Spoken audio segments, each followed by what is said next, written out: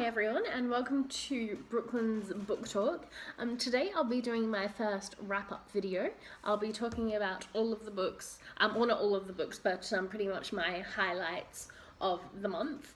I read about 11 books this month, which I was surprised with because this past month has been absolutely crazy with several things, but mostly reading. I have literally found like earlier on in the month my mood was literally all over the place and I couldn't decide what to read. So I found at the beginning of March I finished like a lot of books that I had started in February.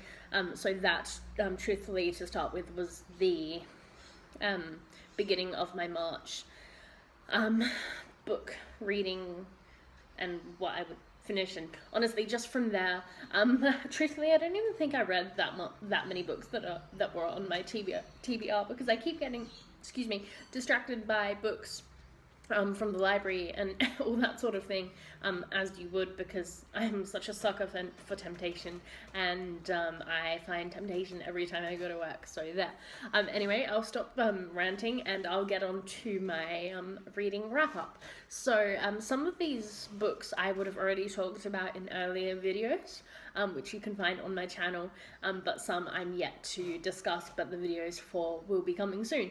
Anyway, so I'll start with one of my favorite books this year. It is just so adorable and just precious, and I just want to like hug the characters so much. All the Feels by Danica Stone are just so cute. Again, a big thank you to Talia for recommending this book. I just love it, and I was just squealing pretty much during every scene just because it's just so precious, and easily 5 stars, a favorite, and I'll revisit it again for sure. Another one I've already talked about, The Queen's Confidant by Karen Harper. 2.5 stars because it just throughout it just didn't hold my interest, but I'm frustrated because it could have been so much better. At times it was atmospheric, but then, you know, when we got further into those atmospheric scenes, we were just left hanging, and it was so frustrating because the author at times wrote really well. But anyway, The Queen's Confidant, 2.5 stars. Landline, an utterly beautiful read, so raw and tender and emotive. You can find my full book talk in my channel again. Just an utterly precious read with a beautiful lead character and just lovely writing. 5 stars, couldn't fault it. Of course, one for the Whovians, Doctor Who Decide Your Destiny, The Spaceship Graveyard. This was my most recent book talk, and yeah, like 2.5 stars. Really, I thought it would be like way scarier than what it actually was, but that's okay. Not all Doctor Who books can be amazing, you know, some are good, some are great, some are like meh. This was borderline meh and good. But I love any book with Ten and Martha, so I definitely look forward to reading more of these. Actually, one of my upcoming reads will be a Doctor Who Decide Your Destiny with Ten. I always enjoy them, they're just a little bit of fun. But anyway, this was, as I said, good in some parts, not so good in others. Could have been better, but oh well. The Sixth Wife by Susanna Dunn. This will be one of my next book talks that I record. Historical fiction, 2 stars. Possibly the worst book I read this year. I came so close to DNFing it. Honestly, I thought this was going to be amazing because it's about Henry VIII's last wife. It is fiction, but it was just utterly infuriating, and I'll explain why in my book talk on it. One of the first books that I read this month, Falling Kingdoms by Morgan Rhodes. Utterly, mind-blowingly, epically amazing. 5 stars.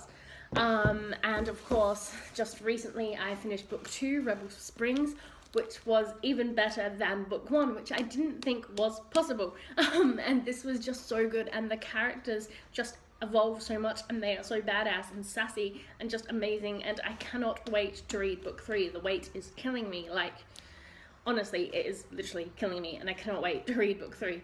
Just 5 stars. This series is fast on its way to being one of my all-time favorites. Another all-time favorite book, I'll Give You the Sun by Jandy Nelson. Absolutely precious and beautiful and amazing, and I love, honestly, any book that has LGBT themes. I think more books need gay leads. They're just precious. This book stayed with me long after I finished. Look at the pretty cover and the spine. It's just, I love the yellow as well. This cover is one of my favorite book covers too.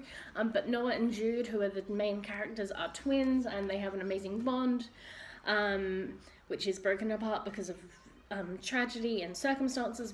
But I can't wait to record my book talk more and discuss this beautiful book, but definitely an all-time favorite that I will reread over and over. 5 stars.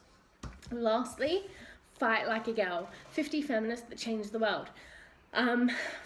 4 stars just because I don't understand why the author included some of the people that she did, because the title here is 50 Feminists That Changed the World, yet all of the, some of these women didn't actually call themselves feminist, which confused me because that's what it's about.